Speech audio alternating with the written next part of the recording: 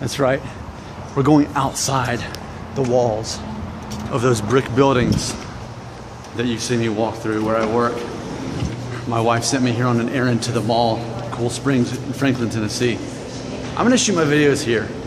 Why not, you know? We got a lot to talk about too, by the way. Let's get started. Let's get started with our good friend Robert. He left a comment on the video I made called, "You were not actually going bald prematurely. I saw your pictures." And so we've got a lot going in here. Keep this in mind. It's about the fundamental issue. We're gonna attack the fundamental issue. That's kind of the theme of this video. So Robert had this to say, quote, "Yeah, I think it's the Norwood 2s who typically freak out the most. Hypothetically, if you get much beyond Norwood 2 or you have diffuse thinning, it's pretty obvious what's going on. You wouldn't need a doctor or Nick Shell to tell you that you're losing your hair in those cases. Though it's still a good idea to get it checked out for a variety of reasons if you're concerned. But if you're in Norwood 2, you're sort of no man's land. It could progress and get worse. It could stay like that until you're an old man. It's also easy to get obsessed because hair can look different whenever it falls certain ways or as it grows, etc. And a lot of Norwood 2s don't really notice the recession until they reach that point, myself included," end quote.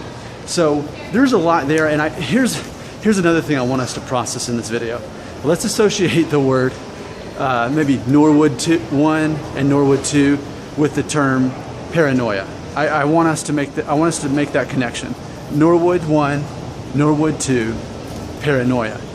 And I think Robert makes a good point. Once you get to my stage, especially with thinning and beyond, you're not searching, trying to figure out, am I balding? You already know the answer, and you've been building up to that thanks to your warning of Norwood 1 and 2. So you're not surprised by that point. So it's interesting because I said in my video yesterday that for all the people who watch my videos, and it took me a long time to fully accept that the people watching my videos are half my age. The people who are actually going through real hair loss are actually, they're not watching these videos. It's the guys that are half my age seeing the first signs, seeing the temples going back like a Norwood 1 or maybe the 90-degree angles up here with the Norwood 2. And they're actually thinking they're the ones freaking out. And so I think it's fair to associate paranoia, the term paranoia, with Norwood 1 or Norwood 2. Yet, as I mentioned, the people who have sent me pictures of themselves asking me, am I balding? Am I losing my hair? It's Norwood 1 and 2. That's who's sending me all these pictures. And in fact, as long as I've been doing this, there's only been 3 people out of the dozens of people who've sent me pictures. There's only been 3 that actually sent me a picture, and it was a Norwood 3. Nothing worse than Norwood 3, and even then, all Norwood 3s were better than mine because they had no thinning at all. So as far as that goes, one of the guys was 35. He was a year younger than me. Another guy, 29. You know, that's about the time I started reaching Norwood 3. And then the other guy, the youngest one, was 19, and there was no thinning. So he was the youngest. So out of the dozens and many, the youngest Norwood 3 I've actually seen a picture of, 19 years old. That's one out of all the many. So yeah, I think Robert's theory backs up here. If you're Norwood 1 or you're Norwood 2, you're more likely to freak out about your hair loss because you don't know what's happening next. You know what happens when you reach where I am at. I'm like, okay, how many years do I have left before I'm Norwood 4 and I start shaving it off? I mean, that's where I'm at. And so I think it's also safe to say, not only are most people watching my videos half my age, but most people are probably Norwood 1 and 2. And I don't even really have to say probably. Based on the pictures you send me, absolutely. Like 95% of you are definitely in the Norwood 1 or 2 status. Paranoia, Norwood 1, Norwood 2, paranoia. Those are in the same category. Now, something else I want to address too. I got a comment recently this week from that guy. Remember the comment he said, it's scary because as a 17-year-old with no hair, it's different, who's different from his peers. 99% of 17-year-olds have most of their hair. But see, this is another case of that paranoia, and I can prove this easily because he's saying a 17-year-old with no hair, okay? So I've looked at 2 different of his pictures. One of them appeared to be a Norwood 1, and then I guess a while back he showed me one that looked more like Norwood 2 based on the angle, okay? So he's saying though, imagine the extremes. A 17-year-old with no hair, okay?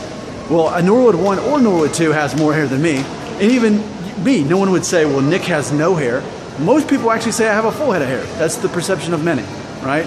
So that's paranoia. Do you process the paranoia like I do? To say I'm a Norwood 1 or at worst a 2, and to say I have no hair, and then to compare against 99% of all 17-year-olds and say they have most of their hair? No, that's paranoia. You got to follow me on that, right? Okay. One more thing I want to process, and then we're going to wrap this up. Close your eyes. We're going by Victoria's Secret. All that no fap talk. All right. So Martinez 209, who like, man, there's so many naked women. So like me, he's also basically half Mexican, half white, or whatever you call it. And he had left a little comment saying, quote, Nick, my height bothers me more than my hair loss, is what he had said.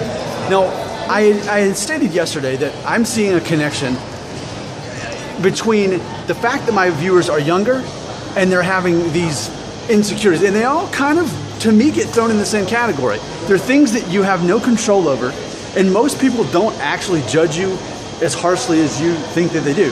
So, again, height. I'm 5'9". That bothers some people that they're only 5'9". People are noticing that they're going Norwood 1 or 2. You know, it's 17 or 18. But I actually was starting Norwood 1 probably at 17. I just didn't know it. I wasn't overanalyzing myself and to even know that. So, I think it all comes down to this, the fundamental issue. And here's the wrap up, okay? You know what I do for a living. You know that I help truck drivers learn how to become more efficient and more available for better loads so that they make more money, right? Well, I could go on the stage. Hey, you want me to? There's like a stage. I'm gonna go on the stage until somebody kicks me out. Okay, so what I was saying was, whatever the fundamental issue is, these drivers, oh man, it's blocked off. I was totally gonna do it, but I'm a law-abiding citizen. I'm not gonna go on stage, but it's so tempting. I could just jump up there right now, couldn't I? But the fundamental issue with a lot of these drivers is, and there's like the sheriff, he's like wearing one of those hats.